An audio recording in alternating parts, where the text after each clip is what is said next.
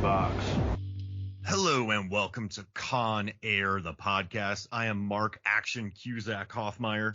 And I am Jay Idiota Cluett. Welcoming you aboard Con Air, the podcast for chapter 29. On this show, Mark and I fly our way through Con Air, scene by scene, with some wonderful guests. And this is Con Air chapter 29. What happens in Con Air chapter 29? Well, as the rest of the cons pull the plane from the sand, Sandino makes a break for it and flees to the plane waiting for him, but finds most of his men dead. Larkin calls the incoming backup, who are still some distance away, so he takes it upon himself to stop the fleeing Sandino by removing his plane's tail with a crane, causing the plane to crash into a gas station. A bloody Sandino emerges from the plane fuselage with fuel spewing everywhere, leaves with Cyrus, before eventually being burned alive courtesy of a flicked cigarette. A nearby Pyro barely escapes the explosion, diving through a window and under a truck, where an old man points him in the direction of a possible first aid kit. Now, Mark, we need a Con Air expert, a self-proclaimed Con Air expert, to help us talk about this episode. Who's joining us today? Oh, and we really have a Con Air expert. We have like someone whose legal civic duty made it mandatory to join this episode, and it's Kate Hudson. Thank you for joining us. Thank you for having me. And it wasn't parole officer mandated. This was my own personal choice to be here. But I know your parole officer has to call us afterwards to make sure that you joined us. Yeah. We'll give you a good review. It's fine. Yeah. Good or else. Apparently there was an instance where you said you were going to be on the Leaving Las Vegas podcast, but you kind of skipped out and went to Atlantic City. So we have to make sure that you were here just for your parole officer. Well, because I heard about Snake Eyes. Yeah, there's a good boxing match in town, right? You had to go check it out. Exactly. You guys know. Come on. Did you wear a jacket that looks like it's leather but isn't leather upon further reflection? Because I thought he wore a leather jacket in Snake Eyes for a long time, and it turns out he didn't. I thought it was like a snakeskin jacket. Am I getting that wrong? Yeah, it's a completely different fabric that I looked up. I was kind of stymied by that. I thought it was some form of animal that he was wearing, but I don't think it is. Knowing Nick Cage, it's probably like an endangered animal that since went extinct. And he hunted it? Oh, I'm sure he did. Like, come on, this guy collects dinosaur bones. That movie Primal about him hunting animals was like a true story based on one of his weekends away. Exquisite. I loved it. Oh, God, I love him. He's the reason there are no albino jaguars. He got the last one. Yeah, thank you, Nick Cage. No more albino jaguars in the world. We don't have that pesky problem anymore. Phew. I wonder if Hard Target is based on his exploits in the 80s. That's such a good movie, too. Oh Listen, that movie, like Jean-Claude Van Damme pulls his trench coat back, and instead of showing a gun, it's his leg. Like it's like, oh, it's beautiful. There's an overlap too, right? Like his thighs are deadly weapons. Con Air, his like hands are deadly weapons. Oh my gosh, Cage is a beast in this, is he not? Well, Cusack's the bigger beast. He is. Action Cusack. So this clip we're talking about today, watching Cusack run and jump really bums me out. Like we need a capoeira. I wish we had a capoeira parkour movie starring John Cusack in the early 90s. Imagine that. Well, and think about this for a second. He's wearing socks with sandals. Like, have you ever tried to run in those? He's outrunning a plane. He's wearing socks and sandals, out hurdling a plane. Yeah. What if he had Nikes on? Would he be faster than the plane? Hell yeah, he would. Like, those have no arch support, those horrible, like, Birkenstocks. I don't know. I think if he was wearing any other kind of shoes, he'd be too weighed down with the guilt of having non-recyclable shoe wear. It would. Yeah, and like I remember when this movie came out because this was like my peak like Cusack fangirl. So I even like remember tearing out his quote about specifically being the guy who insisted his action star wear socks with sandals because he thought it was subversive. So like that was his call there. I wish he would have had a Grosse Pointe Blank hallway fight with his Birks in this movie. That would be amazing. Well, he does. I mean, he does sort of get a hallway moment towards the end. Spoiler alert, guys. Like when he's like doing that motorcycle chase. Like obviously that's all about Cage with his one armed like let's hang off the fire truck. But like Cusack gets a few like badass Martin Q. Blank moves in there. Quick question. In 97, when Lloyd Dobler and the dude from Leaving Las Vegas got on motorcycles together to chase John Malkovich and Ving Rhames on a fire truck and MC Gainey, how long did it take for people to get you off of the floor? Well, you have to understand, I didn't get to see this in the theater because Oh. I was too young. See, I'm 40, so I saw it when I was 15 in the theater, and I just melted. I went, what just happened? It was I was like, slumber. I think I got to see it better. It was a slumber party movie for me. So I got to see it in '97 with my girlfriends, like at a slumber party, and we were like, "Holy shit, this is awesome." do you remember the fire truck chase when you think about this movie, or does it come to you afterwards, like when you see it? Oh, do you know, like that's a really good question. What I really recall is like, honestly, the scene we're talking about is Cage running through the blowing up diner. Yeah. Like, that's like the scene for like, as a kid, like, this is ridiculous and awesome. He doesn't get burnt at all. No. And like, why like dive headfirst up through like 6 feet, like through the glass, as opposed to taking the 2 seconds it would take to open the door and get out, like guaranteed get out, as opposed to like, you have to like get the physics just right to like jump up through that window. I mean, if you can, if you know that you can do it, I feel like if I had the confidence, like, yeah, I can make it through that window, I'm gonna give it a shot. Like, is now really the time, like when it's burning though, to like take that chance, or do you want a sure thing? Well, but he knows the other side of that door. He's got to roll under that truck. So if he stops, opens the door, he's then got to kind of like a kind of a crouch roll under it. Whereas this way, he knows he's got that perfect parabola and down and under. He's got it sussed. He knows that truck was there. Oh, parabola. I mean, I'm here with the maths terms today. He does a lot of legwork in this movie, though. His kicks are on point, so his legs are super spry. So I guess, yeah, Cameron Poe is quite a capable man. I mean, well, obviously, but it's just a ridiculous. The whole movie only exists in like the cocaine-addled world of the '90s, and that's why it's truly spectacular. Yeah, that makes sense. You got John Cusack outrunning a plane. Yep. Nicolas Cage diving through a window on the top of a door. Yep. And John Malkovich one-linering. This is definitely this is the cocaine-addled clip of the 40 chapters we're covering, for sure. And let's also not forget the fact that this is the first movie, I think, without Don Simpson, who I'm pretty sure died of a cocaine overdose. Like, didn't he autoerotic asphyxiate?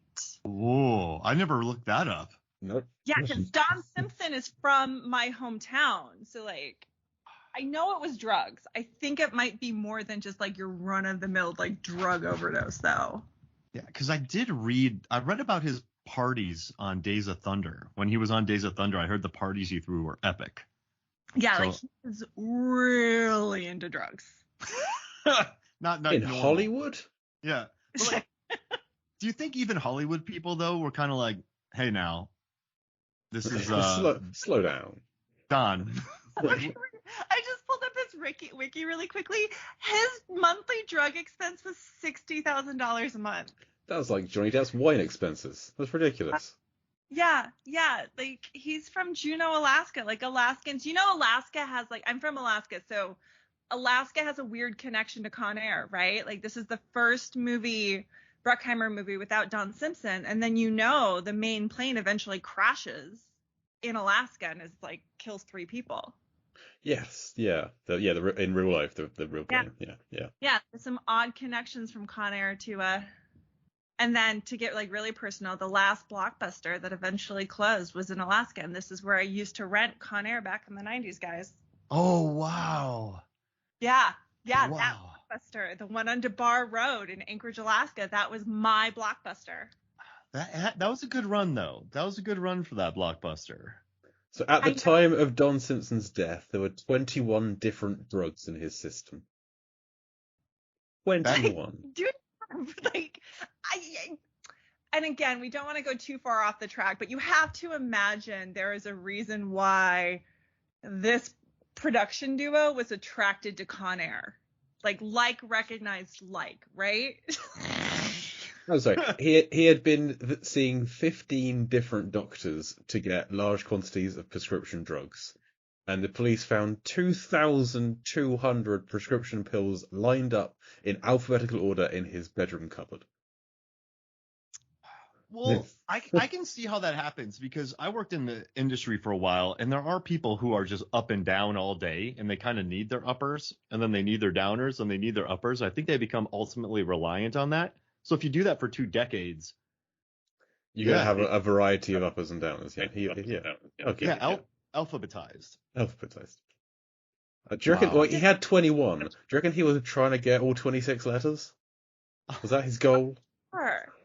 But just think about Jerry Bruckheimer. Put yourself in Jerry Bruckheimer's position. This is your first movie without Don Simpson.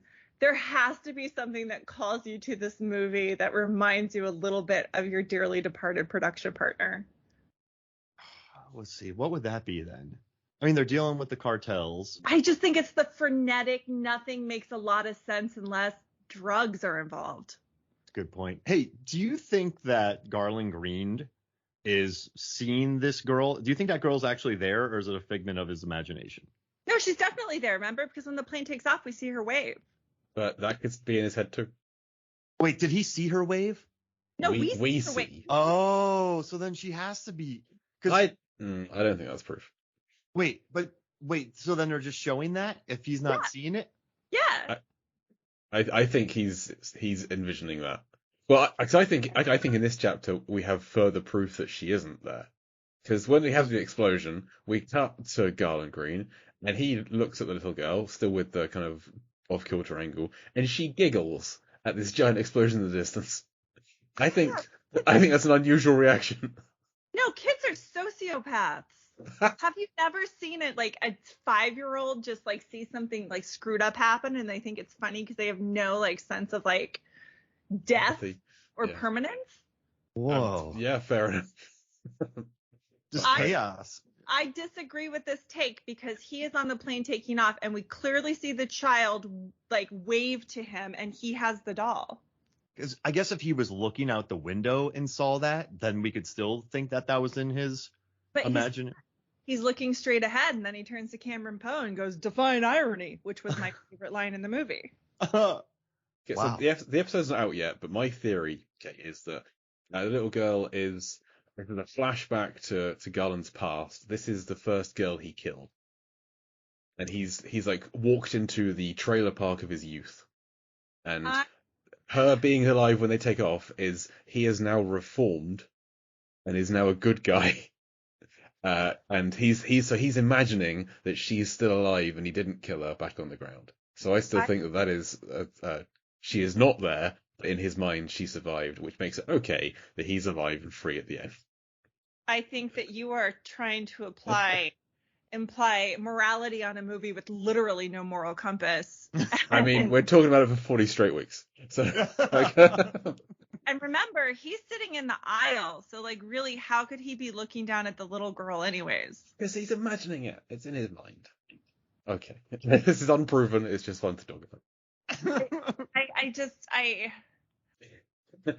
Again, if you look at this through the lens of everybody was coked out, it was the 90s, and they're just looking to blow it up, I don't think you need to add any more to it. Sometimes, an explosion is just an explosion, and Freud doesn't need to come into it or Jung at all.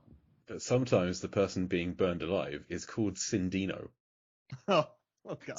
I almost think that they named him Cyrus the Virus just to get to that one line, by the way. Yeah, and they called him Sindino. It's kind of going to burn alive. Let's call him Cinder. Let's just go with that. And yeah, so it's the Sayonara. It's a beautiful, like Cyrus the Virus, Grissom is a beautiful name, but that Sayonara is a high point of the film, easily. And I love MC Gainey standing there with his shirt unbuttoned with a cigarette just chilling in his mouth. He looks right next to Cyrus. He looks disgusted that Cyrus is taking his cigarette. Yeah, he's not happy. I was not done with that. Put that back, sir. Did you see his face when he took the cigarette out of his mouth? So if anyone was in this plane, I would deck you, but you're Cyrus, so I kind of let's internalize this rage. It's so good. I need to make a GIF out of that scene because MC Gainey really is not, or GIF, whatever. MC Gainey is not happy. Makes me very happy. Yeah, that's a good point. If you've been in jail for many years and you don't have access to cigarettes or you're terrible at poker and you keep losing them, and you finally have a nice, cigarette.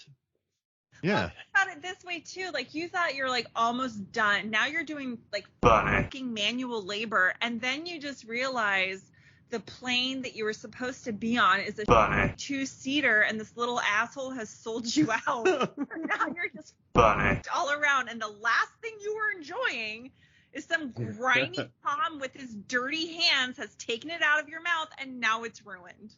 Wow. And Cyrus still isn't sweating, which kind of bothers me. I just want to put that out there. Not doing any fucking work. He's just calling the shots. And did you notice how Diamond Dog is looking at him like, you piece of Yeah. Doing Yeah, and you know what? I think that's what Diamond Dog realizes, that Cyrus was gonna sort of like, he wasn't gonna take them all. Do you think Cyrus was just gonna go with them and leave all the cons behind? And Diamond Dog's realizing this now? I think he's on a flat. Yep. I'm sorry, go ahead. I think Cyrus got double crossed too. I don't think the plan was just for the two of them to go. I think it was always the big plane, because why distract everybody to pull the plane out then? But if they had a bigger plane, once they land in South America, I think we've said before that at that point Cyrus would just tell everyone, "Okay, you're on your own now." Like, yeah. The plan that I detailed earlier. That's for me and like the 4 guys who helped do the plan. The rest of you, bye. Yeah. I think that the Ving Rhames expression of turning away from the fire in disgust he's having a recollection to that conversation he had with Pong about like it was about Santino, wasn't it? About not trusting. Yeah, the conversation he had with Dog earlier. Every time I've seen the film before, I've always thought he was saying Cyrus isn't going to need you after this, but he always said Sandino. You can't trust stuff under control. Anyway, I'm rambling. Forget that's that. what Cameron Poe said, right? When he said you can't trust this guy because they've killed people in the past. Yeah, but he was talking about Sandino, not Cyrus, and I think in the past I've always thought he was talking about Cyrus. Got it. But yeah, Dog is having realizations about the guy he's working with that may not be on board. And that he wasn't consulted, right? So up until then, that they were kind of working in tandem, and then Cyrus just decided to kill him. Obviously, he would have been on board, but he just did this without consulting him. And so it was clearly Cyrus is in charge. He's second in command, and he's starting to see the power dynamic that he doesn't like. Oh, that's a good point, because he does, just based on his ego and the way he talks, like I kill more people than cancer, and then he's realizing that Sandino was going to double cross him. That's got to sting. Yeah, and the way he talks to Poe, 5-10 minutes before, saying, I can play the house N-word until I get what I want, and then he's starting to realize, actually, that's not going to work. Cyrus is just going to do whatever the fuck he wants, and I'm just along for the ride. I have no control here. I think he's starting to see that. And random question, what's Poe doing in this diner for so long? He's made a sandwich. It's on the counter. He's just letting Cusack be Cusack. Got it. He's just like, I'm going to let Cusack steal this scene while I'm in the diner. This is Cusack's time to shine. They just Poe out of the way. Do you think they said that on set too? All right, so Poe, you're going to run out of here and you're going to drop it on this plane. And he's like, no, let Cusack have it. Oh, for sure. I read somewhere that Trejo was like, everybody was a little scared of Cusack. Like, everybody was working out all the time, and Cusack was by far the hardest dude on set. Nobody wanted to screw with him. Oh, that makes me so happy. Well, he is a black belt in karate. He trained with, who's the guy he trained with? Benny the Jet Akitas? Benny the Jet. Yeah, the guy he kills in Grosse Pointe Blank is his kickboxing sensei. He's the real fighter out of all these people. Yeah, Trejo has spent Trejo did hard time in prison. He's like, Cusack's the guy you don't screw with. Cusack's a big dude. He seems to have long legs, and he knows karate. You're gonna catch a head kick. And he seems kind of cold. I feel like he just would brush off ending you, just move on with his day. It wouldn't seem to get to him, I think. Listen, he's from Chicago. People from a winter climate are just a little bit more psycho than people who live in California. Oh, does that explain Philly? Yes. Okay. I've had to work in Philly a few times. Sorry if you live in Philadelphia, but geez, you know what you did. Yeah. I love Philly. I love anybody who knows how to face down a cold, dark winter. I'm from Alaska though, so I know my people. I grew up in Wisconsin until I was 7, but then I moved to Florida. So now I'm in Georgia. So I know absolutely nothing about winters. You're I've weak. lost it. I really have. It's bad.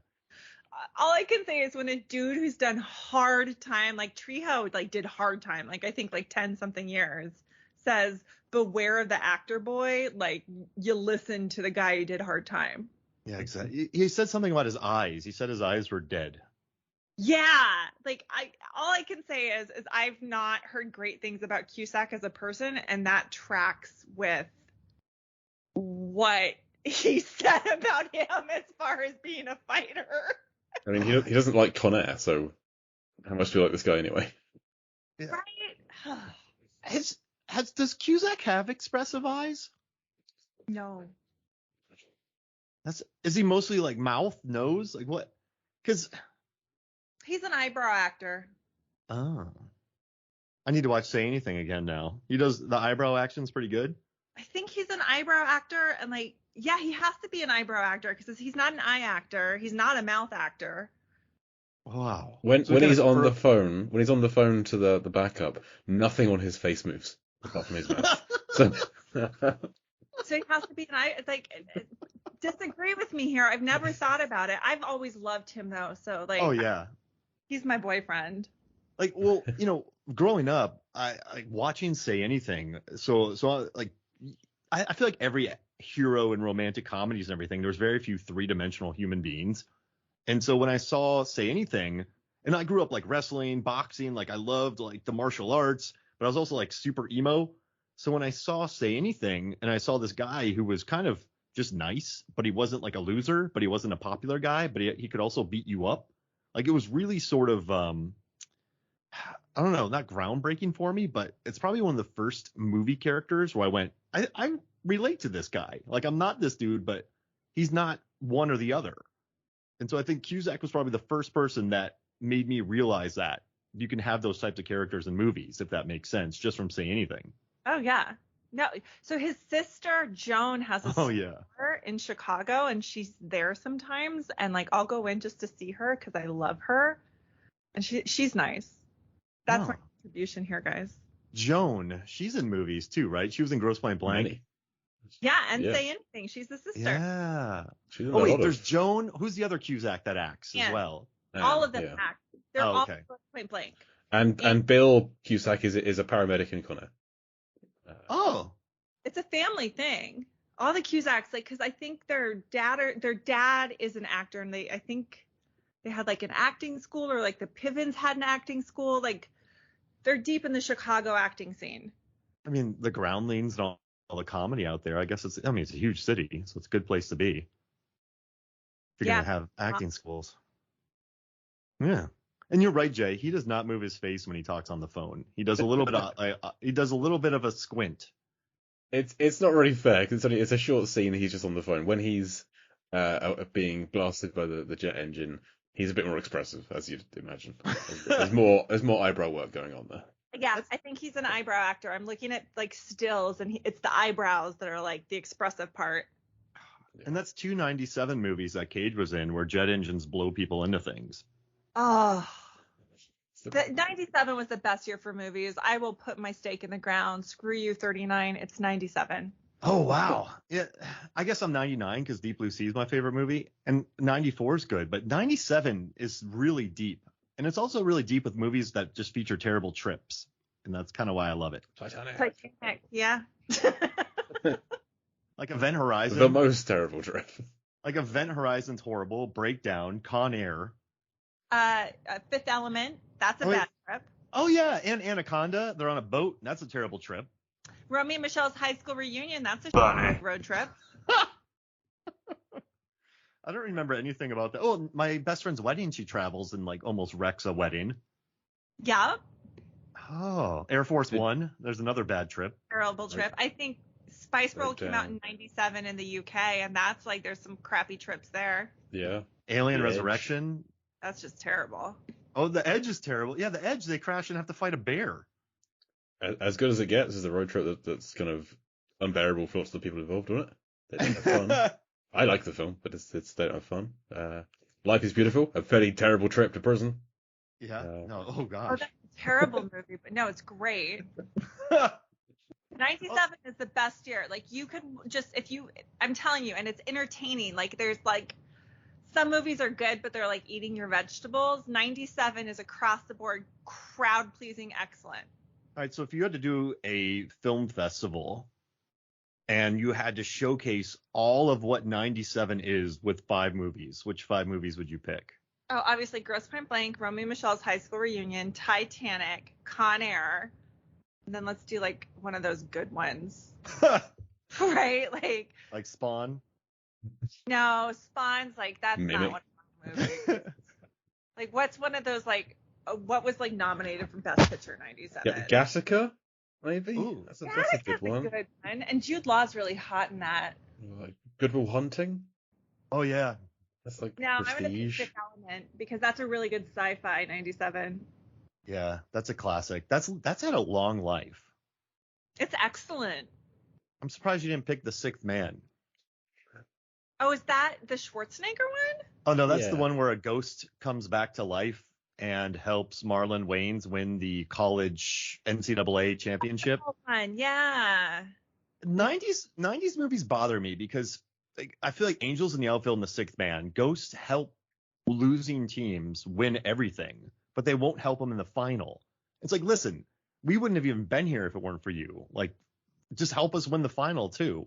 Like, I hate how these ghosts cop out at the end. But that's so you can learn that the magic was in with you all the time. But it helped them cheat to that point. It would be fine if the ghosts had only pretended to help, and it had really been like the Michael Jordan special sauce from Space Jam. It's just water. If they hadn't really pretended, sorry, if they hadn't really helped, it was just pretend. That'll be fine. But actually helping, yeah, that's kind of terrible. That's a bad lesson to learn. I have an issue with that. It's a weird issue to have, but just cheat all the way. At least that's the lesson I'd want to learn. This is probably why the boomers insist we're such a weak generation, but really they're the ones who screwed us up. There's a lesson in there somewhere. They just cheat all the time. It's fine. That's what they did. Yeah, if you think about it, right? They cost another team a spot in the playoffs or the championship. So you know how much money that team lost with attendance? Maybe people didn't work. Like, people didn't get to enjoy the games. Well, maybe they should have had a ghost. Yeah, that's true. So that's on them. That's not me. I feel like every sports team now should maybe adopt an orphan and maybe see if they can get the Angels on their side. I wonder if that would work. Could it be like a dog instead, or Air Bud? Yeah, any kind of. Isn't that what basically every rabid fan thinks they're doing by refusing to wash their clothes or like only eating red food on game day? Yeah. I mean, Sport should exist. Sport is terrible. which one is? All sport, just sport. You're not a sporter? No, don't understand. I just tried to write an episode about for style theory about these noggin caps, and I had to figure out. So have you heard of noggins? No. They're gigantic hats that just came out a couple of years ago. So they look like a regular baseball cap, flat bang cap, but they're about 12 times the size.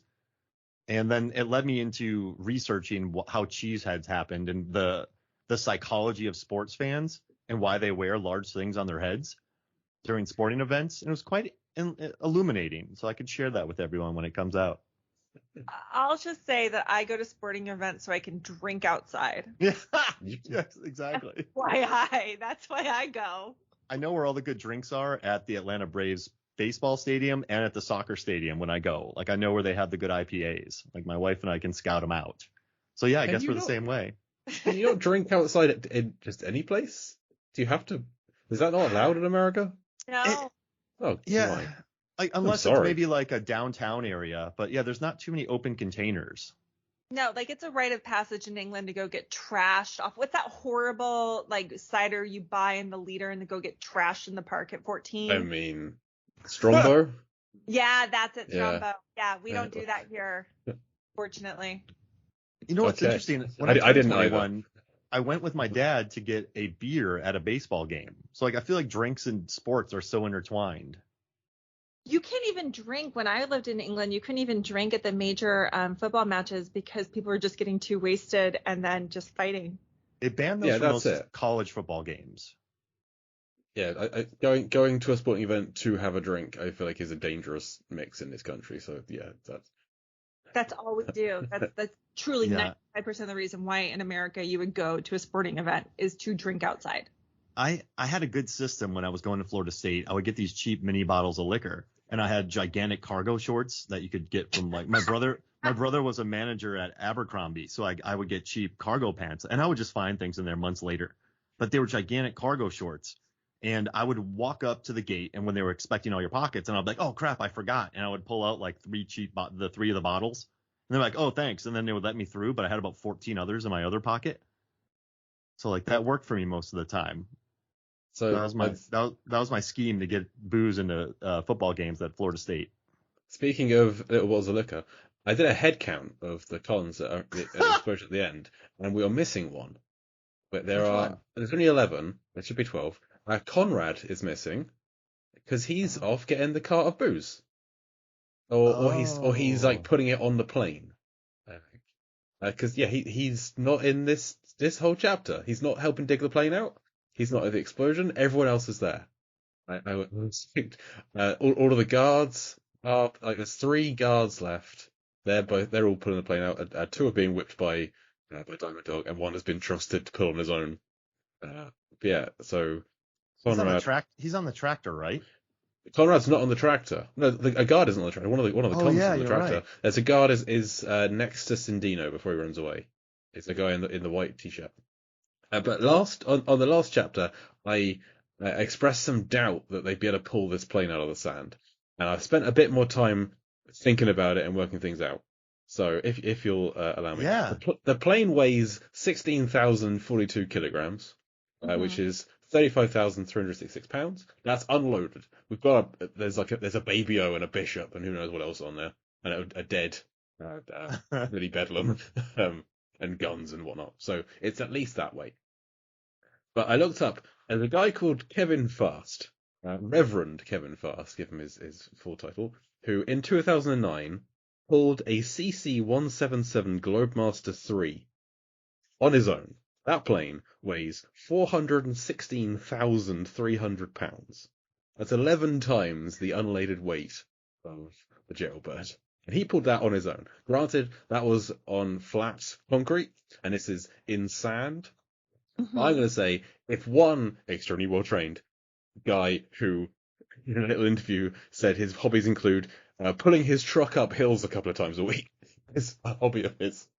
Wow. Then I think that these initially 13 down to 12 once Cindino leaves, very determined men and a tractor could potentially pull this plane out of the sand. So I'm going to go back on it and say it's possible. But they wanted to, though. They were doing that half-assed because they really thought there was another plane, and they just thought this was busy work. Oh. Yeah, but I feel like you have the threat of King Rames with a whip that is maybe spurring them on. Oh, and they also said that the cops are coming, so they know that even if the other one doesn't show up, they got to get that one out to escape because they got 10 minutes max to leave. I think now, after this, they'll actually try harder. I think they didn't really want to do it. No, I guess in the beginning, right? The next time we see the plane, it's out and wheeling around. So yeah, you're right. They tried harder. These are all men who went to prison. They have a problem with authority. And that's why I'm amazed they work so well together. That they have some semblance of teamwork. Again, you've got Ving Rhames with a whip. Yeah, that's true. That's motivation for you right there.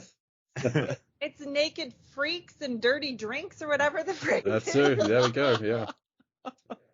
How fast is Cindino going for no one to notice him flee? I love his run. It's so determined. It's a Terminator 2 robot run. Terribly. Yeah.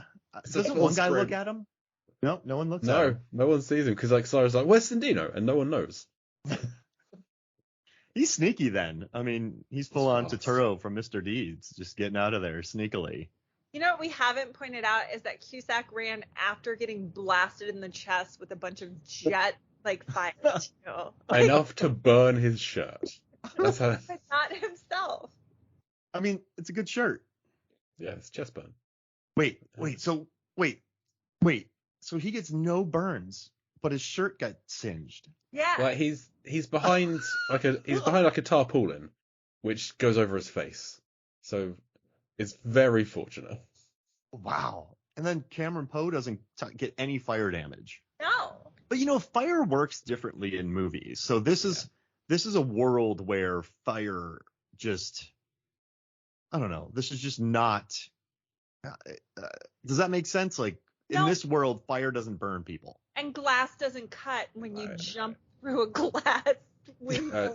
Fire does burn some people, but they have to be named after fire for it to burn them. Yeah. It has to completely engulf them for several seconds. Yes. Wow. Exactly. Yeah, you can. I love in movies how you can stay ahead of fire. It's one of my favorite things. I feel like that's taught people. If you can outrun a plane, you can outrun fire. That's taught people very unbelievable lessons in the real world. Well, what if this entire movie, to just piggyback off the concept that the girl is all in Garland's head, what if the entire movie is a fever dream of a gambler's like lucky, like desperation prayer? It's a Jacob's Ladder scenario, kind of thing. Yeah.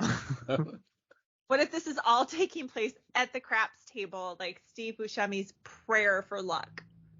Wow. But is he still Garland Green? Is he still like an escaped or is it Steve Buscemi? Mass murderer? No, it's Steve Buscemi. This is 2 years before being John Malkovich. This is the prequel to being John Malkovich. Being Steve Buscemi. Yes. Only Steve Buscemi is a degenerate gambler. Yes. Oh, I could see Buscemi playing a good degenerate gambler. Why not? I'm surprised he hasn't played one already. Yeah, he could have been in The Cooler. Yeah. Are we sure he hasn't? He's been in like a million movies. I'm scanning now. I feel like Donnie would be a bad gambler. No, he's too chill. Fargo, no. Yeah, Armageddon. Wait, Armageddon. Doesn't he want to go gamble in Armageddon? Yeah. Yeah. No, there's someone else who's the gambler. Who's gambling in Armageddon? Who's the gambler? Madness. So like. Yeah, he has space dementia. Yeah. This is my favorite line of all film is William Fichtner going, he's got space dementia. That's all you need in a Michael Bay film. Just yada yada it, and then just go forward. This is now my new Con Air theory. This is all taking place at the craps table. With Steve Buscemi. Yeah, Steve Buscemi, not Garland Green. And this is right before he rolls the dice. Is he drunk? Has he been breathing the casino oxygen for too long? Like, what's going on? Is he sleep deprived? I think that this is his entire backstory to justify his gambling addiction. That it's not him. He is a desperate man who is being pursued by law enforcement. So it justifies his degenerate behavior. Wow. Okay, it's Chick in Armageddon who's at the gambling table. Sorry, I knew it was one of them. A lot happens in this chapter. I'm still want to know why Cage is in the diner for that long, because I know there is a sandwich on the counter. I think he stopped to make a sandwich. No, he's definitely looking for a first aid kit. Oh, that's what it is. Crap, that's too logical.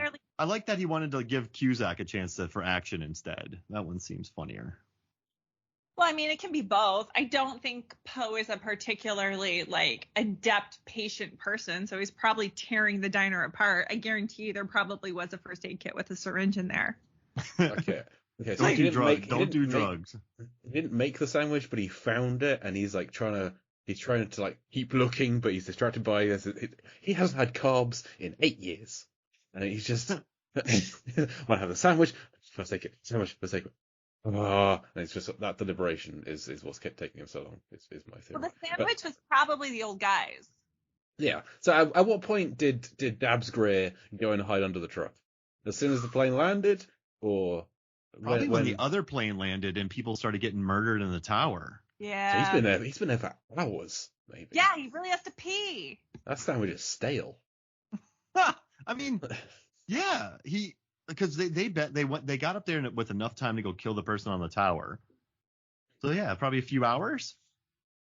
I would say say maybe an hour, hour and a half. I don't think it's been that long because I don't think drug dealers just like hang out. You know what I mean?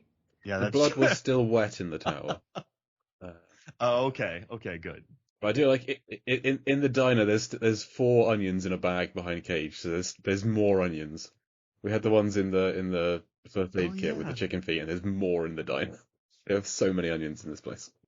Since you're the Con Air authority, Mm-hmm. okay, why are there chicken feet and onions in that tin? I mean, that has to be a Santeria thing, right? Because the chicken feet are fresh. Yeah. I don't think they're making stew. I've thought about this. It's out in the desert. Why else would you put chicken feet there? It has to be a Santeria thing. I used to live in a neighborhood in Washington, D.C. where somebody practiced that, and they would leave like chicken like stuff around.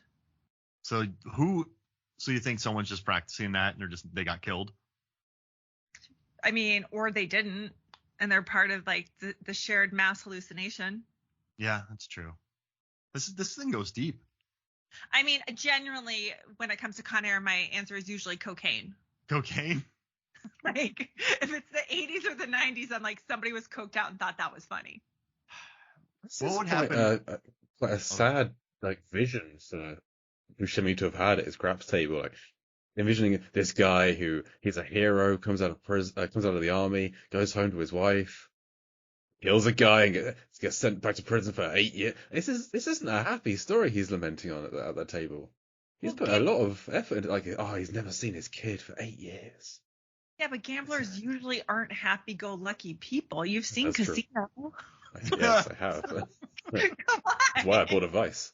And I like whenever I've been to Vegas, I become a different human. So I think you change there. It doesn't matter where you are gambling, but yeah, I could see somebody really getting dragged into it. Yeah, like he's somebody else. Like, remember, Steve Buscemi was a firefighter in New York. In Vegas, he's a degenerate gambler. Who would be a better degenerate gambler, Ben Mendelsohn in Mississippi Grind, or Steve Buscemi in your movie? Always Steve Buscemi. Got it. I love him. I do. He's just the best. I like him and Sandler. I like his work. I don't care. I love him in Sandler movies. And Jay and I covered Airheads. Like, I love that version of Buscemi. Oh, Yeah. I would say there's no movie that Steve Buscemi's in. I'm like, this could use less Buscemi. That's true. He's always great. He's never bad. Yeah. I kind of want to see if there is a movie where I wanted less Buscemi, because I've never thought that. Exactly. Less Buscemi? Are you looking right now? I'm scrolling because when he's in some like the lesser Sandler films, he's like more Buscemi would probably help this. Yeah, like Billy Madison and those films. He's so good at Billy Madison when he just crosses him off the list. Yeah. Yeah. Nope, Ghost World, I want more of them. Death of Stalin, I want more of them. Desperado, I Death want more of of them. Stalin, hell yes. Now, Island, there's just about enough of him. I would like more. I always think he's in the island more than he is, and then he's not at a certain point. I'm telling you, like Con Air, I take more of him. Yeah. We suffer from the lack of Buscemi in the first 25 minutes. He does add a much different element. Like, kind of, he lowers the testosterone a little bit whenever his scenes are around, and it is kind of a nice. And like that scene with the girl in the pool is just so off-putting, especially when I watched that when I was 15. Like, Yeah. He adds a dangerous element to this movie as opposed to the kind of Viking vibe, like the 23 vibe.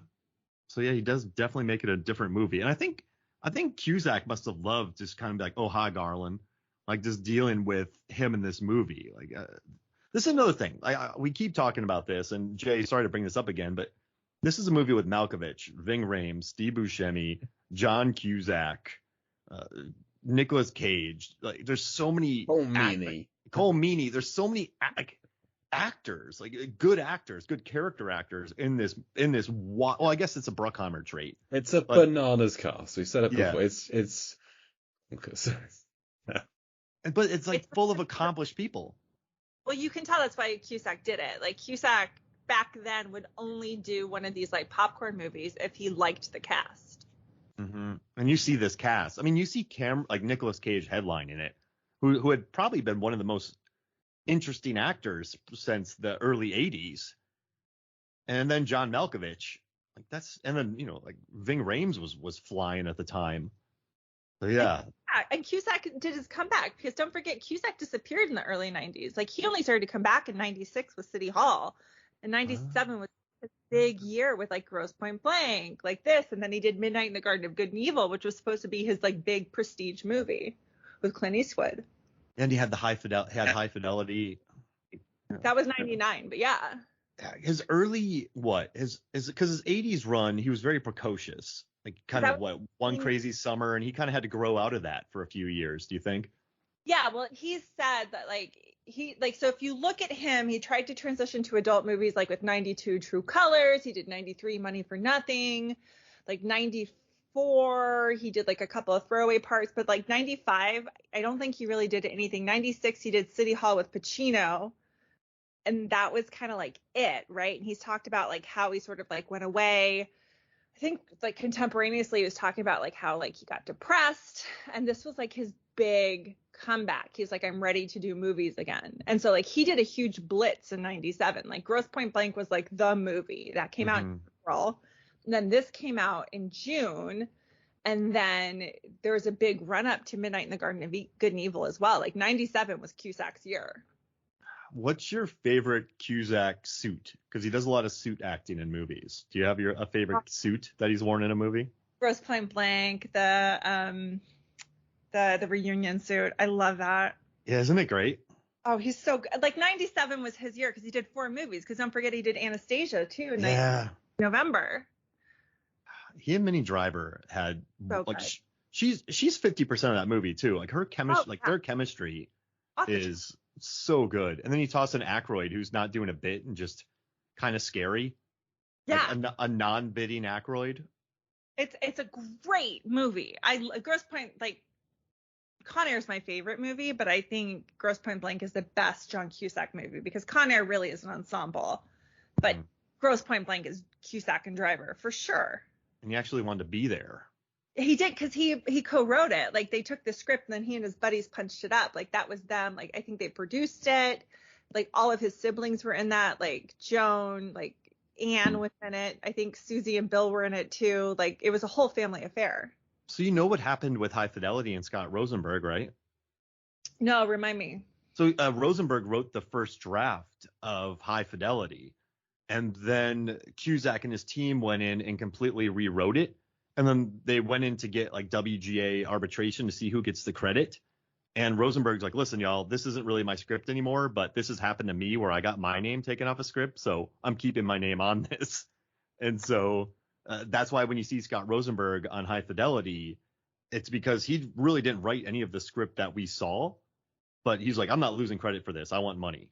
Yeah. So then he shared the credit with Cusack and all of them. And Cusack's like, fair game.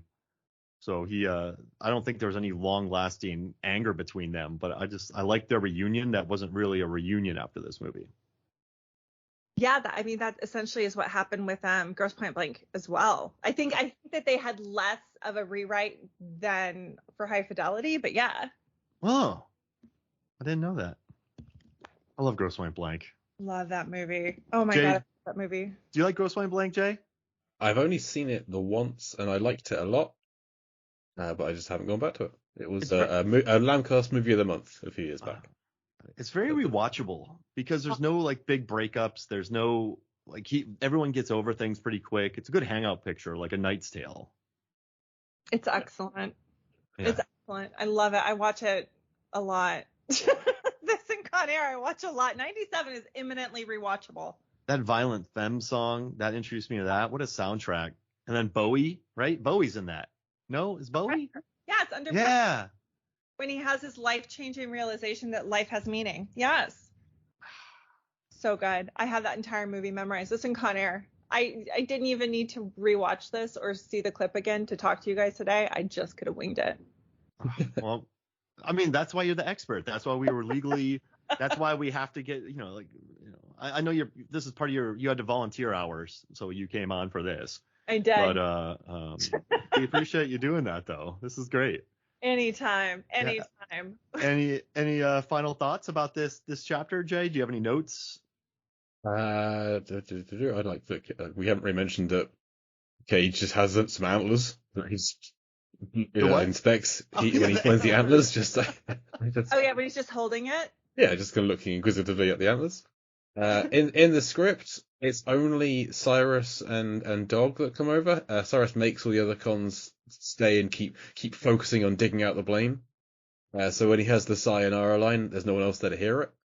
Because Dog is checking the crane to see, like, Cusack got out of that crane. I love that, like, no one sees Cusack get in the crane, and then after the crane comes down, Dog is just like inspecting it. And like, well, did this just fall? Like, we don't have that scene of like, well, hang on, what happened to the crane? Yeah, someone made this. I love that that's never addressed. I wish Diamond Dog would just do like a shrug, like, well, What? maybe it was the wind. This does that because Cusack's just chilling in the car. That makes me so happy. And we've commented throughout how like pristine and literally buttoned up Cindino has looked. It's nice that he's really disheveled. Yes, he's been in a plane crash. It makes sense. But just how beaten up and torn and bloody he is when he gets burned. I like that juxtaposition. That's just the difference of it. How long has Grissom been waiting for someone to say sigh, and then him to kill them with Anara? That's got to be something he's had chambered for a long time. I think that's not. Oh, for sure. That's not an ad-lib. We've established that though, where he has ready-made one-liners for people.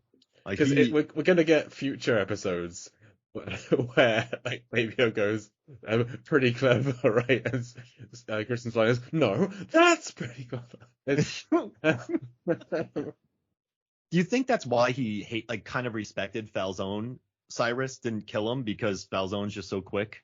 I think so. Yeah, Cyrus, he's run out of comebacks at certain points. I like what he has to resort to. This is his pièce de résistance is like sight. Anara, it's finally happened. We don't see him do like a little fist bump to himself. Yes. According to his last psych evaluation, he is criminally insane. So maybe that does fit into his, matrices of logic. Yeah. You never know.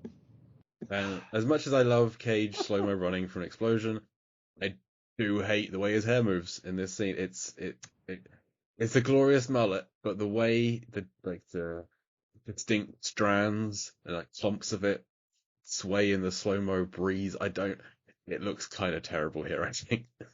It's glorious. What are you talking about? When he's running out of the fire exploding behind him? It's just the way it moves. I don't like it. Let me watch it. Let me see here. It's glorious. It kind of looks very weightless. He conditioned that day. It's weightless, but also clumpy. I don't know. But he's not running that fast. I used to have it's in slow motion. Like, I used to run. Maybe a fan was on him. A fan was definitely on him. Are you kidding me? Like, think about how many egos were at play during this shoot. Come on. They needed like 18 industrial fans for every actor. Oh, for sure. Oh, okay. I mean, half of them are bald, but not for those guys. Yeah. I guess I never had the money to pay someone to hit me with a fan while I was running. So I think I read the same thing that Trejo said, that like whenever people weren't filming, they were just working out because they were all so insecure about their bodies. Mm-hmm. Think about that. Come on. Yeah. Well, they did that in Predator. They had to work out all the time. Like Carl Weathers was getting up at 4 a.m. to work out before anybody got there. Oh yeah, they were competing to get in there earliest, weren't they, in Predator? Yeah. Is this one of the first films that realistically deploys walking away from an explosion with everyone like, oh my god, apart from Cyrus because he's criminally insane? Wait, is this the first movie? That's what I'm asking. I don't know. It feels like it's got to be like every other film you think of is like an explosion goes off and everyone just coolly walks away. But here it's like, oh no, there was an explosion. Go quicker. This hurts. It's bowel. Oh, you're talking about the prisoners are really reacting to it? Like, this is horrifying? Especially is it Ajax? No, so Warlock. Because he's been burned recently. So there's like fire happening behind him, and he's cowering. More so. Oh, yeah. Because that would look way too staged if all of them just walked straight forward looking into the camera. Just Cyrus. Oh. I didn't even think about that, Jay. Yeah, he doesn't even care. He doesn't care at all, yeah. So we are down to 17 cons. Oh. I think. So it's a 17. No, okay. 1, 2, 3, 4, 5, 6, 7, 8, 9, 10, 11, 12, 13, 14. Yeah, 17 cons alive. None in the air in this chapter, but that's how many we have alive because we have lost Zendino. We will lose a few more in a few weeks to come. Oh, yeah. Not all of them make it back on the plane. Well, we got the boneyard fight coming on. Yeah, and The Dav's classic. great names at the boneyard. There's a fire truck, and yeah, we haven't mentioned Dabs Greer. He's been in 321 films. Wait, who? Dabs Greer, the old guy under the truck, the old timer. Wow, 312? Yeah, 321 Wow. acting credits. He's old Tom Hanks in The Green Mile. Oh my His gosh. Last film. Yeah. His last credited role was in Lizzie McGuire. So yeah, fine. That's a great movie. Don't It's knock it. in the TV series. Oh, well then screw it. He played Mo in the episode My Fair Larry, season 2, episode 30. Oh. I mean, but that's the Bruckheimer staple, though, where you bring in just busloads of character actors, so then they don't bother you when they do their day play work. I think He's a veteran character actor. That's great. Ah. What year did he die? 2007. He was 90. That's not bad. So he was 80 when they filmed, well, maybe 79 when they filmed it. Yeah. Slaying under a truck all day. Yeah. But he's been acting since 1939. Holy cats. Yeah. He played young man in Jesse James in 1939. Then he was old guy under truck. Yeah. I mean, Legendary he's one of the best comedy lines in the movie. So I mean, Yeah, you gotta take a good for piss. him. He- Drugs will end you, son. That's why you bring in these. I love it. That's why I love Bruckheimer movies. The benches are so deep. They bring in the best like Michael Bay too. They just bring in the best character actors to knock out a few lines. Like it's perfect. Yeah, he does his job here. He's in the original House of Wax. In Wow. In the 50s. Yeah, he's been in a bunch of stuff. Alfred Hitchcock Presents. Yeah. Anyway, And- Dabs Greer. and now- Legendary character actor. But that's all the notes I got. Kate, any other thoughts on this chapter or the film as a whole that you haven't got to? I mean, I just think it's the greatest movie of all time. So hopefully you're swaying hearts and minds over to our side with this. We're trying. So our mission in podcasting is for Con Air to be exalted as the greatest film of all time. It really is, truly, because I think that, so I will leave you guys with this. I think your favorite movie is not the one you tell other film people, oh, it's my favorite movie, Citizen Kane. Screw that. It's the movie you watch the most. And Con Air, the movie I watch the most. I mean, I tell everyone that it's Jurassic Park. That's the film I watch the most. There you go. My Deep side Blue of it. Sea. Yeah. It's It's a great movie. Deep Blue Sea is a classic. It is. Perfect. It's perfect. Perfect movie. So, Kate, where can people find you? You can find me in an airport bathroom at a Chili's, but barring that, you can. If Twitter is still around, if it hasn't gone full on Nazi, come find me on Twitter at Hudson Kate. People are gonna be looking. And then you also write for some other companies, correct? Like Mary Sue? I do, yeah. I'm at the Mary Sue now. Heck yeah. I saw you posting those articles. That's awesome. I love it. It's really fun. Heck yeah. Well, thank you so much. I'm glad we got you on. Yeah. I know it was court mandated, but we were going to do it anyway. Even if we weren't getting, pushed to do it, we would have brought you on anyway. I love it. Thank you. This is really fun. And I have a question. When you were brought into your cell to record this, were you kind of chained up like Garland or what? Yeah, and then there was also a synthesizer going dun dun dun dun. That was just like my friend in the next cell over. I asked them to do that. Oh, that's cool that there's a synthesizer in the next cell. Yeah, they get it for good behavior. Wow. And then they just follow you whenever you go to record episodes? Only when I do cool stuff. Yeah, I mean, you don't have a score for uncool stuff, right? Like you need to have a score for cool things. Exactly. So only when I'm like doing crime, running in slow-mo, or entering a cell to record a podcast does it happen. Oh gosh, have y'all watched I'm Gonna Get You, Sucker, where the guy has his own band playing his theme music behind him? Of course I have. I was on my neighborhood city council with one of the actors from that movie. Oh, that's amazing. Yeah, I don't know why, but I'm gonna record an episode about that soon. But it got me thinking about college, where some guy told me that if he became a millionaire, he was gonna have a band follow me around and play like I Come From a Land Down Under all day. So no matter where I go, that song, I have a band behind me playing that song, and it would be amazing. That's what Elon Musk should do, as opposed to like doing whatever it is he is doing. Yeah, pay for a band to follow me around and play I Come From a Land Down Under all day. Yes, that's the dream, the billionaire dream. Well, hey, thank you for joining us. Of course. Thanks for having me. Yeah. Mark, you want any plugs? I got some videos coming out for fandom. So I think a John Wick one, a Dragon Ball Z one, and a Best Chris one. So if you go, when the Honest trailers come out, you can go on fandom to the By the Numbers videos that are with them, and then watch those videos coming out. And then I got I think I have some food theory. I have a style theory, game theory, and film theory episodes coming out soon too. So check out those. Movies, Films, and Flicks, the podcast. We were just #1 in India. It makes me very happy. I had to promote that.